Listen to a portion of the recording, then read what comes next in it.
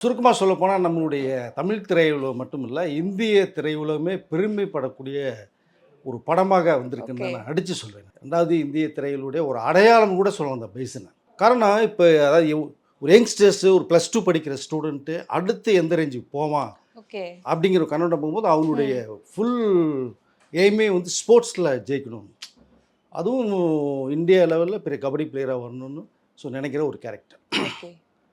பட்டு இது அப்படியே கட் பண்ணிங்கன்னா சில டைரக்டர்ஸ் என்ன பண்ணுறாங்கன்னா, ம். அந்த யங்ஸ்டர்ஸை எந்த வழியில் ஒரு தவறாக கண்ணோட்டத்தை நம்ம ஃபோக்கஸ் பண்ணலாம். ட்ரக் அடிக்டில் கஞ்சா அடிக்கிறது, தண்ணி அடிக்கிறது, ஓகே. பட் லவ் பின்னாடி ஒரு பொண்ணு பின்னாடி சுற்றுறது, ம், ம். இந்த மாதிரி படங்களை கண்டு எடுத்துகிட்டு இருக்காங்க. பட் அது லவ் மேட் எடுக்கிறது தவறு கிடையாது. பட் அதில் அடிக்ட் ஆகி தண்ணி அடித்து போய் பண்ணுறது மாதிரின்னு சொல்லி இந்த யங்ஸ்டர்ஸுடைய மைண்டை டிஸ்டர்ப் பண்ண மாதிரி படங்கள் நிறைய வந்துட்டு இருக்கு பார்க்குறோம். ஆமா. Drugs இதற்கெல்லாம் related-ஆ நிறைய வருது. ஆமாம், இதற்கெல்லாம் அப்பாற்பட்டு அடித்து மாரி செல்வராஜ் தூள் தூளாக இருக்கார். உண்மையிலேயே மாரி செல்வராஜ் மிகப்பெரிய ஒரு ஹேண்ட்ஸம் சொல்லலாம் நமக்கு. அதை ம், ம்.